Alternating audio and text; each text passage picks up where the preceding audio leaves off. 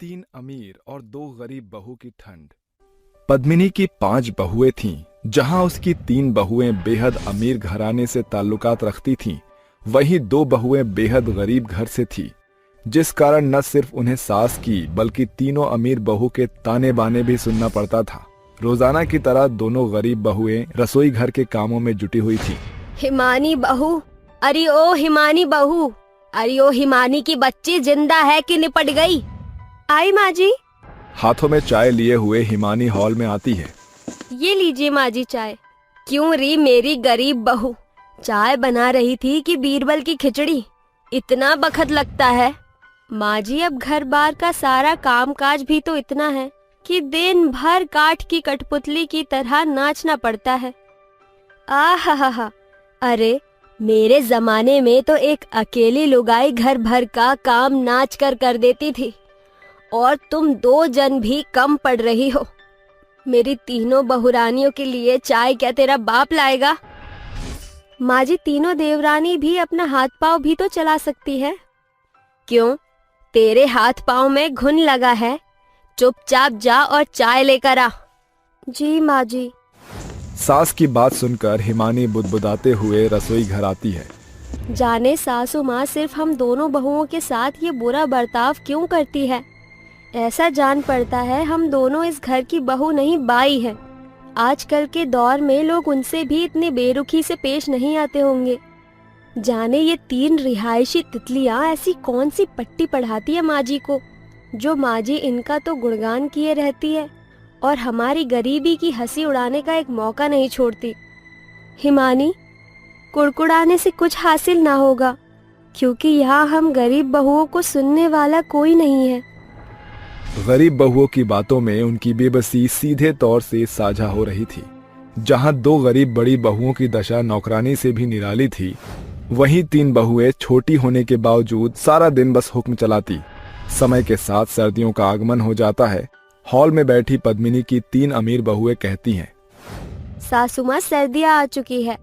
आप तो जानती हैं कि सर्दियों को लेकर मेरे कितने शौक है, इसलिए मैंने डैडी से कहकर हम चारों के लिए न्यू हीटर मंगवाया है, ताकि हम चारों ठंड से बच सके।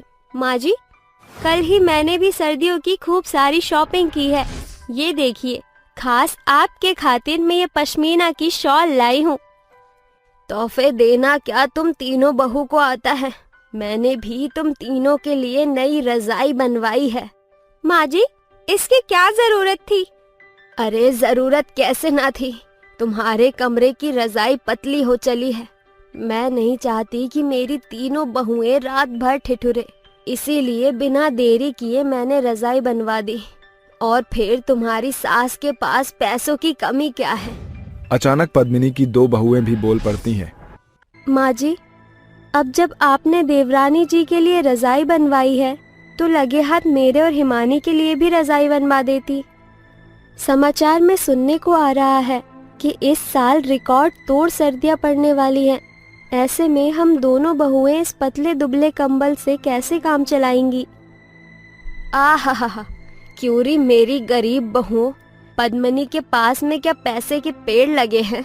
अभी मेरा हाथ तंग है, जब कभी पैसे होंगे तो देखा जाएगा। मगर माँ जी, कुछ देर पहले तक तो आप कह रही थी कि आपके पास पैसा ही पैसा है। पद्मिनी का गुस्सा देखकर तीनों अमीर बहुएं मौके का फायदा उठाते हुए फूट डालना शुरू करती हैं। इसका मतलब हमारी ये गरीब जेठानियाँ आंखें गड़ाए बैठती है। बात बात में हमसे बराबरी करना जरूरी है क्या जेठानी जी? अमायरा, तुम कोई सेलिब्रिटी नहीं हो जो हम तुम्हारी देखा देखी करें।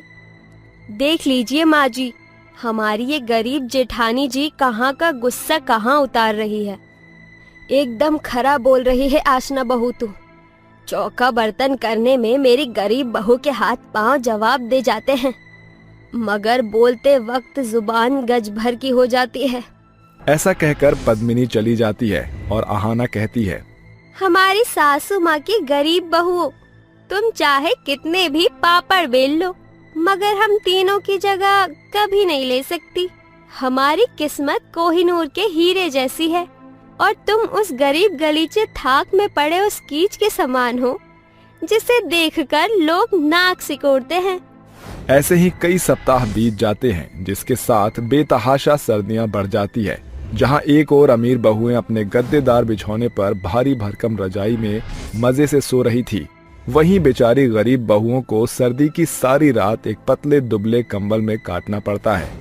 एक सुबह, क्या हुआ हिमानी? तुम्हारा चेहरा इतना फीका और बेजान क्यों लग रहा है? रात में सही से सोई नहीं क्या? दीदी, सर्दियाँ इस कदर बढ़ चुकी है कि उस कंबल से जाड़ा नहीं जाता, ठिठुरते हुए सवेरा हो जाता है। हिमानी, कपकपाने के सिवा हम कर भी क्या सकती हैं? सासू माँ ने तो पहले ही हाथ खड़े कर दिए। खैर, तुम चाय पानी का काम देख लो, आज मैं बर्तन मांज देती हूँ। दोनों बहुएं कामों में जुट जाती हैं।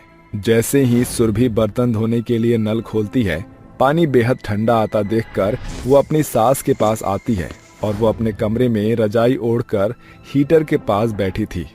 क्या बात है मेरी गरीब बहू, इधर उधर नजर क्यों दौड़ा रही है? चोरी करने का इरादा है क्या? माँ जी, मैं पानी गर्म करने की मशीन खोज रही हूँ। सर्दियाँ बेतहाशा बढ़ गई हैं। रसोई घर के नल से बेहद बर्फीला पानी आ रहा है। ठंडे पानी से हाथ जमने को हो रहा है। तो अब महारानी को बर्तन मांजने धोने के लिए गर्म पानी चाहिए। बिजली का बिल क्या तेरा बाप भरेगा? कोई मशीन नहीं मिलेगी। ये फुहरपन छोड़कर जल्दी काम निपटा, समझी? गरीब बहू को खरी खोटी सुनाकर एक बार फिर पद्मिनी अपना पल्ला झाड़ लेती है। बेचारी गरीब बहू हर दिन सर्दियों की मार झेलती है। ना तो उनके तन पर स्वेटर होता है और ना ही शॉल। ऐसे में उनकी सास पद्मिनी कभी जानबूझकर बेचारी बहुओं को सर्दियों में ठिठुरती बाजार भेजती, मगर एक रात पद्मिनी की तबीयत बेतहाशा बिगड़ जाती है। उसके कराहने की आवाज सुनकर दोनों गरीब बहुएं वहां आती हैं। माँ जी, क्या हुआ? आप ठीक तो हैं? जी, सासू माँ तो सर से पांव तक तेज बुखार से तप रही हैं। हिमानी, तुम जल्दी से माँ जी के लिए अदरक तुलसी का काढ़ा बनाओ। इतना सुनकर हिमानी रसोई घर का रुख कर लेती है। साथ ही सुरभि पद्मिनी को ठंडे पानी की पट्टियां देना शुरू करती है। वो कभी उसका हाथ पांव मल रही थी तो कभी सर सहला रही थी। कुछ देर बाद, ये लीजिए जीजी काढ़ा। माँ जी, ये काढ़ा पी लीजिए, ये जाड़े को जड़ से खत्म कर देगा। देर रात को जागी दोनों बहुएं सास की सेवा बाड़ी में बिहान कर देती हैं। तभी तीनों बहू सास के कमरे में आती हैं। गुड मॉर्निंग सासू माँ। सासू माँ, क्या हुआ? ये आपका मुंह मरीज जैसा क्यों लग रहा है? अमायरा, देख नहीं रही माँ जी बीमार है। ऐसा ना हो कि माँ जी के फीवर का फ्लू हम तीनों को लग जाए। माँ जी, आप आराम कीजिए, हम बाद में आती हैं। पद्मिनी तीनों बहुओं की बहानेबाजी को भांप जाती है और बोलती है, मुझे तो लगा था कि तुम तीनों यहाँ मेरा हाल चाल पूछने आई हो, मगर सास को बीमारी के बिछौने पर पड़ा देखकर तुम तीनों ने अपने तेवर दिखा ही दिए। हिमानी, सुरभि, अपनी सास को माफ कर दो। मैंने हमेशा तुम्हारी गरीबी की हंसी उड़ाई। शायद इसी कारण भगवान ने मुझे ऐसा भुगतान दिया है। माँ जी, बीती बातों को याद करके दुखी ना होइए। जो हुआ उसे बिसार दीजिए। सास की बात और गरीब बहू का भला बर्ताव देखकर तीनों अमीर बहुओं का सर जमीन में गड़ जाता है और आहाना कहती है, जेठानी जी, हम तीनों ने आपको हर बार गरीबी के ताने दिए। हर जगह हमने आपको नीचा दिखाया। अमीरी के गुमान में मगरूर होकर हमने आपकी गरीबी की खिल्ली उड़ाई। हमें ऐसा नहीं करना चाहिए था। जेठानी जी, मेरे डैडी कहते हैं कि जब छोटे से भूल हो जाए तो बड़े उसे माफ कर दे। हमको माफ कर दीजिए। तुम तीनों को अपनी गलती का एहसास हो गया, यही काफी है। गरीब बहुओं के भले आचरण के बदौलत पद्मिनी अब पहले जैसी न रही। साथ ही अब बहुओं के बीच से अमीरी गरीबी की दीवार खत्म हो गई थी और अब चाहे सर्दी हो या गर्मी, पांचों बहुएं मिलजुल कर बिना कुड़कुड़ाए काम काज करती थी। सच है साथियों, पारिवारिक रिश्तों की डोर रुतबे पैसे से नहीं बल्कि प्यार की पत्तियों से जुड़ी होती है। काली और गोरी बहू की दिवाली शॉपिंग। धवलगढ़ गांव में सौदामिनी नाम की एक सास अपनी दो बहुओं इंदु और कविता के साथ रहती थी। सौदामिनी अपनी दोनों बहुओं के बीच दोहरा बर्ताव करती थी, जिसके पीछे का कारण था उसकी बहुओं का काला और गोरा रंग। जहाँ बड़ी बहू इंदु बेहद ही काली थी, वहीं छोटी बहू कविता रूपवती थी। आंगन में बैठी सौदामिनी गुस्से से चीखती है, अरे अमावस की रात जिंदा है कि निपट गई? सवेरे के 6 बज गए, बावजूद इसके मुझ बुढ़िया को चाय भी नसीब न हुई अभी तक। हाथों में चाय का कप लिए हुए इंदु तेज गति से अपनी सास के पास आती है। माँ जी, ये लीजिए आपकी चाय। सौदामिनी इस सोच में थी कि किस तरह अपने गुस्से का गुबार अपनी काली बहू पर बरसाए, इसीलिए वो जानबूझकर चाय में नुस्ख निकाल कर कहती है, बेड़ा गर्ग हो तेरा, क्यूरी कर लो माई, तेरे मायके में ऐसी ही चीनी कम चाय बनती थी क्या? ऐसा लग रहा है चाय में दूध की विधि की है तूने। माँ जी, मैंने रोजाना की तरह नपे तुले हाथों से ही आपकी चाय बनाई थी। अरे ये दकियानूसी दलीलें देना बंद कर और जाकर मेरे लिए दूध की चाय बना ला। एकदम मेरी कविता बहू के दूधिया चेहरे जैसी चाय चाहिए मुझे। इंदु के लिए ये पहली दफा न था जब उसे अपने कालेपन के लिए सास की कटु शब्द सुनने पड़ रहे थे। बावजूद इसके इंदु अपनी सास के खिलाफ एक शब्द नहीं कहती थी, मगर उसकी देवरानी कविता उसके बोल बाण बनकर उसके काया को भेदते थे। जी ठानी जी, आप रो रही हैं। वैसे आपके ये काले चेहरे की तरह आपके आंसुओं की बदरा भी काफी पक्के रंग की है। समय गुजरता चला जाता है। जहाँ एक ओर इंदु सारा दिन एक सांस पर ससुराल के कामकाज में दिन बिसराती, वहीं दूजी ओर कविता पलंग तोड़ती रहती। वो कहावत तो आप सभी ने सुनी ही होगी कि जब पानी सर से ऊपर चढ़ जाता है तो गूंगे भी बोलने पर मजबूर हो जाते हैं। इंदु को इतना करता देखकर उसका पति श्रवण बोलता है, माँ, बहुओं के बीच आपका ये दोहरा बर्ताव कब खत्म होगा? अरे इंदु भी इंसान है, काट की कठपुतली नहीं जो सारा दिन आपके इशारों पर नाचती रहे। और एक बहू को आपने बाई बना रखा है और दूजी को सरमत्थे बिठा रखा है। ये भेदभाव सिर्फ इस कारण क्योंकि इंदु कविता की तरह सुंदर और गोरी नहीं, बल्कि उसका चेहरा श्यामल है। क्यूरी मेरी नक्कारी औलाद, अब तू बीवी के लिए अपने माँ से बगावत करेगा? अरे कविता पूरे समाज के सामने इस घर की बहू बनी है, मगर तेरी ये काली बीवी जबरन इस घर की बहू बनी है। जाने इस काली कमली ने तुझ पर क्या टोना टोटका किया जो तू जब देखो इसकी पक्षधारी करता है। जरूर इस बैरन ने ही तेरे कान भरे होंगे। श्रवण जी, भगवान के लिए शांत हो जाइए, आपको मेरी सौगंध। इंदु की कसम के आगे श्रवण चुप्पी साध कर दफ्तर चला जाता है। फिर एक दिन, अरे ओ मेरी कोयला खदान बहू, कहाँ मर रही है? जी माँ जी, आपने बुलाया? हाँ, तुझे तो फुहर बनने से फुर्सत है नहीं। दीपावली के त्योहार में सिर्फ 1 सप्ताह बाकी है। आज से ही घर की सफाई शुरू कर दे। इतने बड़े घर बार की सफाई मैं अकेले कैसे करूंगी?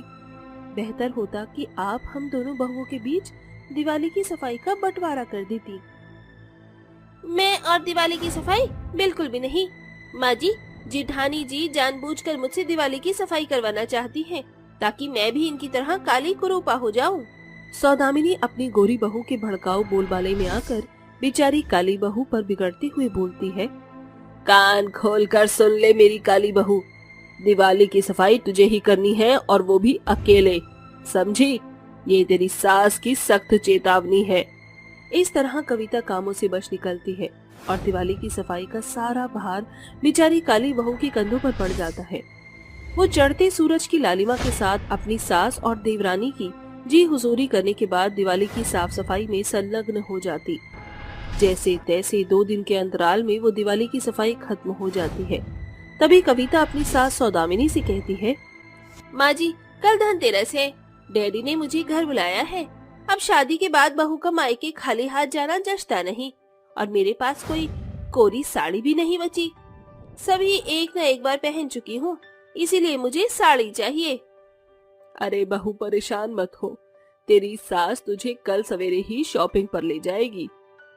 अगले दिन सौदामिनी अपनी गोरी बहू को शॉपिंग कराने के लिए एक महंगे से मॉल में ले जाती है, जहाँ कविता कहती है, वाह माँ जी, मुझे ये कांजीवरम की साड़ी चाहिए।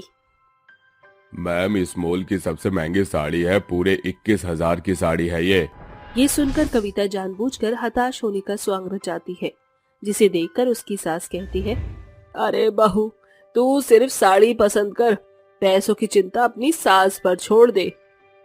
सौदामिनी की ये बात सुनकर गोरी बहू कई महंगी साड़ी और मेकअप की शॉपिंग करती है, जिसके बाद वो धनतेरस के दिन खास उसे सोने के जेवर गड़वाती है। घर आकर गोरी बहू शॉपिंग का जी बखान करके इंदु को जलाती है। शुक्रिया माँ जी, ये तो मेरी सोच से परे है। आपने मुझे पूरे 1 लाख रुपए की शॉपिंग करवाई है। अरे बहू, तेरी सुंदरता के सामने ये लाखों की शॉपिंग भी फीकी है। कल सवेरे तुझे तेरे मायके जाना है, मगर बड़ी दिवाली के भोर तक आ जाना, वरना बगैर तेरे चांद से चेहरे के ये दिवाली फीकी बेरंग हो जाएगी। अब दिवाली की अमावस रात में ये काली बहू तो उजियारा करने से रही। अगली ही सुबह कविता सज धज कर अपने मायके के लिए रवाना हो जाती है। उसी सांझ इंदु हिचकते हुए अपनी सास से कहती है, माँ जी, कल दिवाली है, आपने कविता को शॉपिंग करा दी, मुझे दिवाली की खरीदारी नहीं कराएंगी? हाँ चल, तू क्यों पीछे रहेगी। सौदामिनी बेमन से काली बहू को शॉपिंग कराने के लिए एक सस्ती सी साड़ी की दुकान में लाकर कहती है, अरे ओ भाई साहब, कोई सस्ती सी साड़ी दिखाना। ये लीजिए काकी, ये साड़ी सिर्फ 500 की है। ठीक है, ये साड़ी पैक कर दो।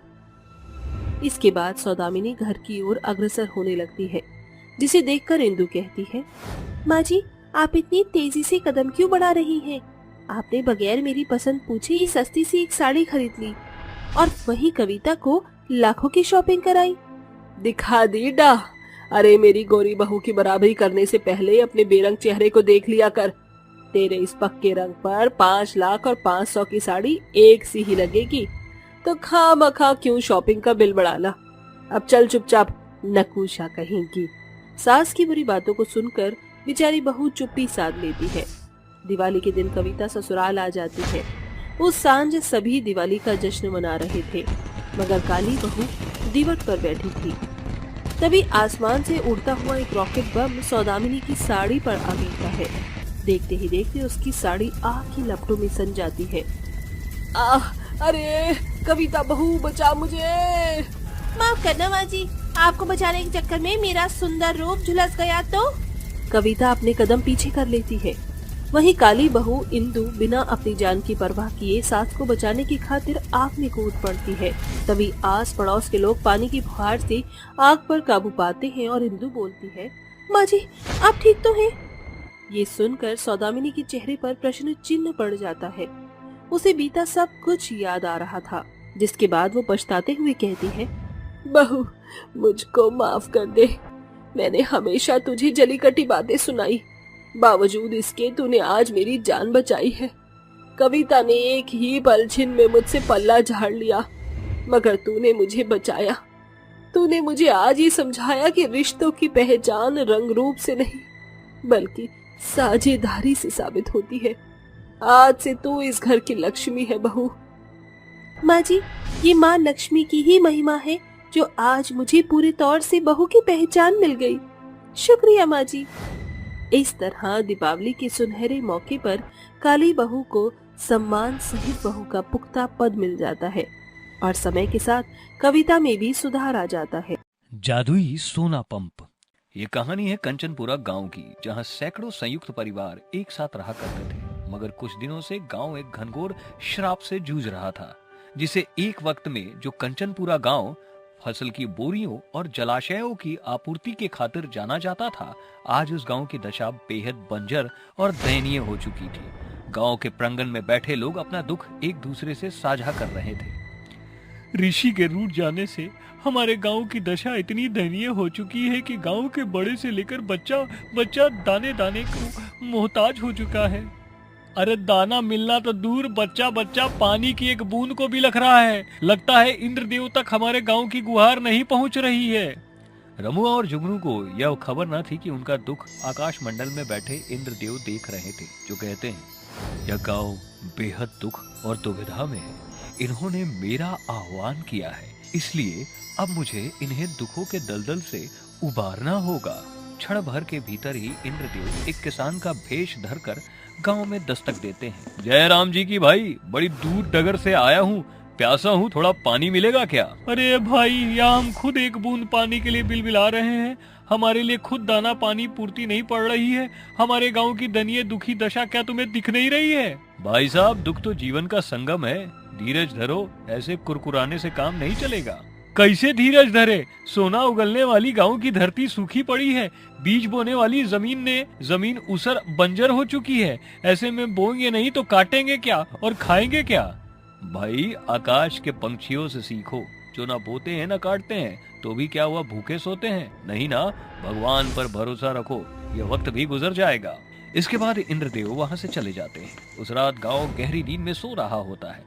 भोर के पहर अचानक एक सुनहरे प्रकाश के एक साधारण हैंडपंप गांव के प्रांगण में प्रकट होकर आवाज करने लगता है, जिससे 70 साल की लीला की नींद खुलती है और उसके कानों में हैंडपंप के चलने की आवाज आती है। प्यास के मारे कंठ का अंकल सूखने को हो रहा है, मगर इतनी भोर सवेर यह कोलाहल कैसा है? लीला जैसे ही गांव के प्रांगण में बने पंप के पास आती है तो कहती है, ये आवाज तो इस पंप के भीतर से आ रही है, मगर इस हैंडपंप को पहले नहीं देखा। क्या पता इसमें पानी मिल जाए, चलकर देखती हूँ। लीला जैसे ही हैंडपंप को हाथ लगाती है, उसी पल एक तेज प्रकाश के साथ वह पूरी तरह से सोने का बन जाता है। अरे, यह हैंडपंप सुनहरा कैसे हो गया? कहीं यह जादुई सोने का पंप तो नहीं? इसे चलाकर देखती हूँ। कुछ देर तक हैंडपंप चलाकर बुढ़िया लीला थक कर बोलती है, कब से ये हैंडपंप चला रही हूँ, बावजूद इसके पानी की एक बूंद भी हैंडपंप से बाहर नहीं आई। वह ऐसा सोच ही रही थी कि अचानक हैंडपंप से सोने का तरल थाक बाहर आता है और हैंडपंप साधारण आकार में बदल जाता है, जिसे देखकर वह दंग हो जाती है और जोर जोर से सभी को आवाज लगाती है, अरे जागो गांव वालों, जुगनू, रमुआ, राधा, जल्दी दौड़ो। आवाज सुनकर पूरा कंचनपुरा गांव अपना अपना किवाड़ खोलकर हैंडपंप के पास आता है। अरे क्या हुआ लीला मौसी? अरे राधा, हमारे गांव का हैंडपंप जादुई पंप जान पड़ता है। देखो, इससे पानी की बूंद बरसने के बजाय खरा सोना बरसा है। लीला मौसी, लगता है बुढ़ापे में बोरा गई हो। अरे सोना सिर्फ सुनार के पास मिलत है, हैंडपंप से पानी निकलत है, सोना नहीं है। और अगर ऐसा ही है तो हम पंप के नीचे बैठते हैं, अब वही दूध का दूध और पानी का पानी हो जाई है। यह कहकर राधा जादुई सोने के पंप के नीचे बैठ जाती है और बुढ़िया जैसे ही जादुई पंप चलाना शुरू करती है, चढ़ते सूरज की लालिमा के साथ पंप पर सोने की किरण प्रकाशमान होकर अपने भीतर से सोने के सिक्कों की बौछार राधा की झोली में बरसाने लगता है।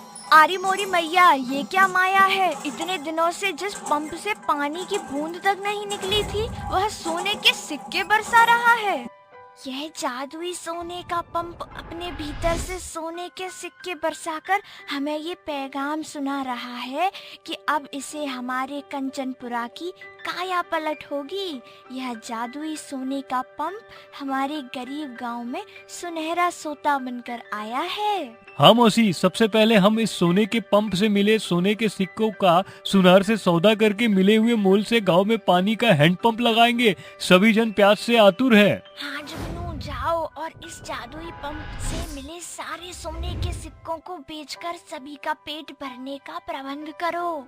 जुगनू और रमुआ जादुई पंप से मिले सोने के सुंदर सिक्कों को बड़े सुनार से बेचकर खाने पीने का सामान लाते हैं और साथ मिलकर खाते पीते हैं। आज इस जादुई सोने के पंप के बदौलत ही हम भूखों का पेट भरा है। अगर यह पानी की बूंदों के बजाय सोने के सिक्के न बरसाता तो शायद हम इतनी जल्दी खाना न खाते। सो तो खरा सच है। अब हम इस जादुई सोने के पंप के जरिए अपने गांव की गरीबी दूर कर सकेंगे। अरे जुगनू, उसकी क्या जरूरत है? हम जो कि हमारे गांव में यह जादुई सोने का पंप है, तो इससे मिले सोने के सिक्के बेचकर पैसा ही पैसा हो जाएगा। फिर हमें पसीना बहाने की क्या जरूरत है? इस पंप को चलाओ और भरपेट खाना खाओ। रमुआ, पसीना बहाना हम किसानों का पेशा है। हम जादुई सोने के पंप का इस्तेमाल सिर्फ जरूरत के लिए करेंगे, बस। इसके बाद जुगनू उस जादुई सोने के पंप को चलाते हुए कहता है, जादुई सोने के पंप, हमें सोने के सिक्के दो ताकि हम अपने खेतों की उसारता और बंजरता को दूर करके पुनः अपने उजाड़ गांव को बसा सके।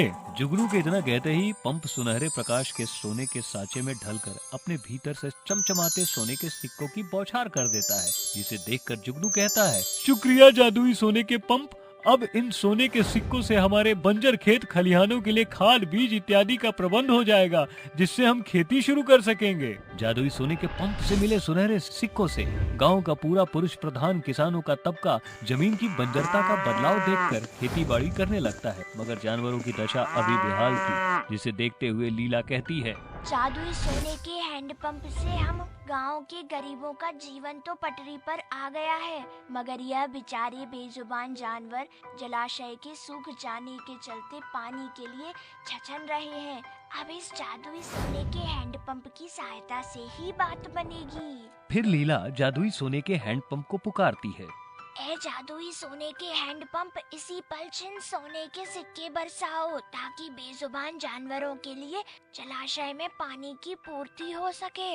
लीला जैसे ही हैंडपंप को चलाती है, वह सोने का होकर अपने भीतर से खूब सारे खरे सोने के चमकते दमकते सिक्के बरसाने लगता है, जिसे बेचकर न सिर्फ जलाशय में पानी की पूर्ति होती है, बल्कि कई और पोखर की नींव भी डाली जाती है। अब गांव पहले की तरह सुखद समृद्ध हो चुका था। फिर एक दिन वही ऋषि गांव में दस्तक देते हैं। अलख निरंजन, यह तो वही ऋषि है जिन्होंने कंचनपुरा को श्राप दिया था। इससे पहले कि यह ऋषि रुष्ट हो जाएं, इन्हें जलपान कराते हैं। सभी ऋषि का स्वागत करते हैं, मगर एकाएक वह ऋषि इंद्रदेव में बदल जाते हैं। अरे साथियों, यह ऋषि तो देवता में बदल गए।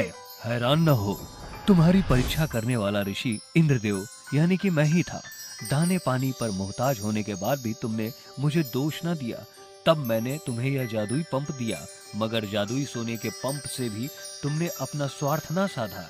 इसलिए अब ये जादुई सोने का हैंड पंप न केवल तुम्हारी वरन तुम्हारी पीढ़ियों के प्रयोग में भी आएगी। यह कहकर इंद्रदेव अंतर्ध्यान हो जाते हैं, और जब भी कोई गरीब कंचनपुरा गांव में आता है तो लोग जादुई सोने के पंप से उनकी सहायता करते थे।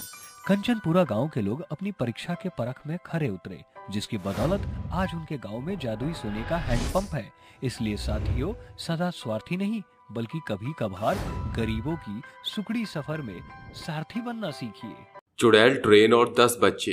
कुछ 10 छोटे छोटे बच्चे अपनी क्लास टीचर हेमा के साथ स्कूल की तरफ से ताजमहल देखने जा रहे थे, जिसके लिए उन्हें रात की 10 बजे की ट्रेन में जाना था। बच्चों के माँ बाप उन्हें स्टेशन पर हेमा और पीटी टीचर मोहित के साथ छोड़कर चले जाते हैं। ट्रेन के इंतजार में बच्चे स्टेशन पर फुटबॉल खेलने लगते हैं। तभी कार्तिक की बॉल जोर से मारने पर एक कांच की बोतल टूट जाती है, जिसमें से धुआं निकलता है और एक चुड़ैल आजाद हो जाती है। अरे कार्तिक, ये तूने क्या किया? देख, तूने एक बोतल फोड़ दी। अच्छा हुआ मैम ने हमें नहीं देखा, वरना डांट पड़ती। हाँ यार, अरे कोई नहीं ना, एक खाली बोतल ही तो थी। शुक्र है अनजाने में ही सही, लेकिन इन छोटे छोटे बच्चों ने मुझे यहाँ से आजाद कर दिया। कितने सालों से मैं इस बोतल में कैद थी, दम घुट रहा था मेरा। उन तांत्रिकों को तो मैं छोड़ूंगी नहीं। अरे बच्चों, इधर आ जाओ और हाथ पकड़ लो सारे बच्चों एक दूसरे का। जी सर। अरे मैडम, एक बार ट्रेन में चढ़ाने से पहले गिनती कर लेना। हाँ हाँ बिल्कुल, जल्दी से लाइन लगा लो एक एक बच्चा। चलो अब आप सब एक एक करके ट्रेन में चढ़ती जाना मेरी गिनती के साथ। 1 2 3 4 5 6 7 8 9 10। मोहित बैग ले लो, सारे बच्चे ट्रेन में चढ़ गए। जी मैडम। अरे बच्चे कहाँ जा रहे हैं? मुझे इनके पीछे जाना होगा। इस तरह सारे बच्चे ट्रेन में बैठकर शोर मचाने लगते हैं। वहीं चुड़ैल भी उनके पीछे ट्रेन में आ जाती है। आखिर ये चुड़ैल बच्चों के पीछे ट्रेन में क्यों जा रही थी? क्या वो इन बच्चों को मारने जा रही थी या बात कुछ और थी? जानने के लिए कहानी में आगे चलते हैं। बल्ले बल्ले ती शावा शावा, शावा पियो ती कावा कावा, आज तो हम घूमेंगे ट्रेन में आहा आहा। ये गाना खत्म हुआ पर जर्नी तो अब शुरू होगी। मजा तो तब आएगा जब ये ट्रेन चलेगी और उसकी ठंडी ठंडी हवाएं खिड़की से हमारी तरफ आएंगी। पता है, मैं कभी भी ट्रेन में नहीं बैठा हूँ, पर मैं तो बैठी हूँ। मैं पिछले साल ही मम्मी के साथ कुल्लू मनाली गई थी। हाँ, तो तू क्यों आई है? घर पर ही रहती ना। क्यों? मैं क्यों नहीं आ सकती? तुम लोग ही आओगे क्या मैम के साथ? अच्छा, अब ज्यादा बन मत, चुपचाप बैठ जा। अरे बच्चों बस, तुम तो अभी से ही शोर मचाने लग गई। अभी टाइम लगेगा, चुपचाप बैठो। Okay, sorry sir. चुड़ैल उन बच्चों की ट्रेन की सीट के ऊपर ही थी। उन्हें देखकर वो कहती है, ये बच्चे हंसते हुए कितने अच्छे लग रहे हैं। इन्हीं की बदौलत मैं उस बोतल से आजाद हुई हूँ। मुझे इनका शुक्रिया तो करना होगा, पर कैसे? बच्चे बात कर ही रहे थे कि मोहन की नजर चुड़ैल पर जाती है और चुड़ैल अपने हाथ के इशारे से उसे चुप कराकर अपने पास बुलाती है। तभी धीरे से मोहन भूमि के कानों में कहता है, भूमि, सीट के ऊपर देख, मुझे चुड़ैल आंटी दिखाई दे रही है और वो मुझे बुला रही है। अरे हाँ, वो तो मुझे भी दिखाई दे रही है और मुझे भी बुला रही है, लेकिन कितनी डरावनी है। तभी चुड़ैल बच्चों को चॉकलेट दिखाकर अपनी सीट पर बुलाती है और बच्चे चले जाते हैं। अरे आंटी, क्या ये चॉकलेट हमारी है? हम खाएंगे इसे। हाँ बच्चों, तुम्हारी है और मैं सबको चॉकलेट दूंगी। अब जल्दी से बताओ, उस बॉल से किसने उस कांच की बोतल को तोड़ा था? अरे आंटी, वो देखो जो लॉलीपॉप खा रहा है ना, उस कार्तिक ने ही उस कांच की बोतल को जोर से तोड़ दिया था बॉल से। आप उसे डांटोगी? वो बोतल आपकी थी। नहीं नहीं बच्चों, मैं डांटूंगी नहीं, मैं तो शाबाशी दूंगी, क्योंकि एक गंदे अंकल ने मुझको उस बोतल में बंद कर दिया था। कार्तिक ने उस बोतल को तोड़ दिया तो मैं बाहर आ गई। इसीलिए मैं आप सब बच्चों को थैंक यू कहूंगी। और हाँ, अपनी मैम को कुछ मत बताना। ओह, तो हम अभी कार्तिक को बुलाते हैं। कार्तिक, कार्तिक, जल्दी ऊपर आओ, आंटी हमें चॉकलेट देंगी, मैम को मत बताइयो। तभी कार्तिक और बाकी बच्चे दोनों तरफ की ऊपर की सीट पर बैठकर चुड़ैल से बातें करने लगते हैं और हंसने लगते हैं। उन दोनों टीचर को भी कुछ पता नहीं चलता, लेकिन बीच में ट्रेन एक स्टेशन पर रुकती है जहां राघव को मना करने पर भी वो स्टेशन पर चला गया। तभी राघव को एक उड़ती हुई पतंग पटरी पर मिलती है, जिसे उठाने वो चला जाता है। इतने में उसका पैर फंस जाता है और ट्रेन चलने लगती है। बचाओ, मुझे बचाओ, मैं मरना नहीं चाहता। राखी, मोहन, भूमिका, मुझे बचाओ। चुड़ैल आंटी, राघव पटरी पर फंस गया है। अब जल्दी से उसे बचा लो, वरना उसके ऊपर ट्रेन चल जाएगी। अरे ये क्या किया राघव? तुम सब यही रहना, मैं राघव को अभी बचाकर लाती हूँ। ट्रेन चलना स्टार्ट हो जाती है। इतने में चुड़ैल राघव का पैर जल्दी से निकाल कर उसे उठा लेती है और ट्रेन में ले आती है। तभी रोते हुए राघव कहता है, मम्मी, आज तो मेरे ऊपर ट्रेन ही चढ़ जाती। ऐसे रो मत, चुप हो जाओ, कुछ नहीं हुआ, ठीक हो तुम। मैं हूँ ना, मैंने बचा लिया। थैंक यू चुड़ैल आंटी, आप नहीं होती तो मैं मर जाता। अरे ऐसे नहीं बोलते, अगर तुम सब बच्चे बॉल से नहीं खेल रहे होते तो मैं बाहर नहीं आ पाती, और फिर तुम्हें कैसे बचाती? ठीक है आंटी। अरे बच्चों, बहुत देर से तुम्हें देख रही हूँ, ये तुम किससे बातें कर रहे हो? कुछ नहीं, कुछ भी तो नहीं मैम, हम तो आपस में ही बातें कर रहे हैं। ठीक है, आप चुपचाप सीट पर बैठ जाओ, अभी 3 घंटे और हैं। मैम, मुझे और कार्तिक को वॉशरूम जाना है। मैम, मुझे भी। आई गो टू वॉशरूम प्लीज। अच्छा मोहित, तुम बाकी बच्चों का ध्यान रखो, इन तीनों बच्चों को मैं वॉशरूम से ले जाकर आती हूँ। Okay ma'am. हेमा तीनों को वॉशरूम ले जाती है, जो कि दूसरे डिब्बे की ओर होता है। बच्चे एक एक करके वॉशरूम यूज करते हैं। वहीं दूसरी तरफ ट्रेन में अचानक से उसी जगह आग लग जाती है। आधे बच्चे ट्रेन के दूसरी तरफ होते हैं और आधे बच्चे हेमा के पास। ऐसे में बच्चे जोर जोर से रोने लगते हैं और हेमा चिल्लाती है, अरे कोई बचाओ, हमें बचाओ, वरना हम जल जाएंगे। बचाओ, बचाओ, अब क्या होगा? हम जल जाएंगे, हम ही मर जाएंगे। हाँ मैम, हम ताजमहल नहीं देख पाएंगे कभी भी। अरे तुम्हें ताजमहल की पड़ी है, यहाँ हमारा ही ताजमहल बन जाएगा एक बार इस ट्रेन में भुन गए तो। अरे ये क्या, दोनों तरफ बच्चे आग में फंसे हैं, मुझे जल्दी से इन्हें बचाना होगा। लेकिन अगर मैं इस आग में उतर कर गई तो मेरी जान भी जा सकती है, पर फिर भी मैं बच्चों को बचाऊंगी। ये बोलते ही चुड़ैल मोहित के साथ वाले बच्चों को आगे के डिब्बे में छोड़ कर आती है। तभी मोहित डर कर कहता है, चुड़ैल बच्चों दूर हटो, ये हमें मार देगी। सर, ये हमें मारेंगी नहीं, बल्कि इन्होंने ही अभी मेरी जान बचाई थी। आओ बच्चों, जल्दी से इस वाले डिब्बे में पीछे चले जाओ। ऐसा बोलकर चुड़ैल बच्चों को दूसरी तरफ भेज देती है और अपनी फूंक से आगे की आग को बुझाने की कोशिश करती है। आग काफी हद तक कम हो जाती है लेकिन बुझती नहीं है। चाहे आग में ही मेरी जान क्यों न चली जाए, लेकिन मुझे बच्चों को बचाना ही होगा। चुड़ैल उस आग में कूदकर हेमा की तरफ चली जाती है। आग में घुसने से वो थोड़ी थोड़ी पिघलने लगती है। बच्चों, मेरे पास ज्यादा वक्त नहीं है, जल्दी मेरे साथ चलो, मैं तुम्हें बचा लूंगी। चुड़ैल मैम, आप घबराओ मत, चुड़ैल आंटी हमें बचाने आई है। चुड़ैल 2 बार उस आग से गुजरकर सबको बचा लेती है और पूरी तरह से पिघलकर जमीन पर गिर जाती है। बच्चों, तुम ठीक तो हो ना? मैं तुम्हारा शुक्रिया करना चाहती हूँ कि तुमने मेरी जान बचाई। पर आंटी, हमारी वजह से आपकी ये हालत हो गई, अब आप हमें छोड़कर चली जाओगी क्या? जाना तो पड़ेगा बच्चों, ये जान भी तो तुमने ही बचाई थी।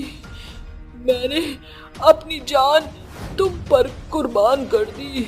ऐसा कहकर चुड़ैल पूरी तरह से जलकर गायब हो जाती है। ये देखकर सभी बच्चे रोने लगते हैं। मोहित और हेमा को कुछ समझ नहीं आता। उनके पूछने पर बच्चे उन्हें सब बताते हैं और अगले दिन वो ताजमहल देखने पहुंच जाते हैं।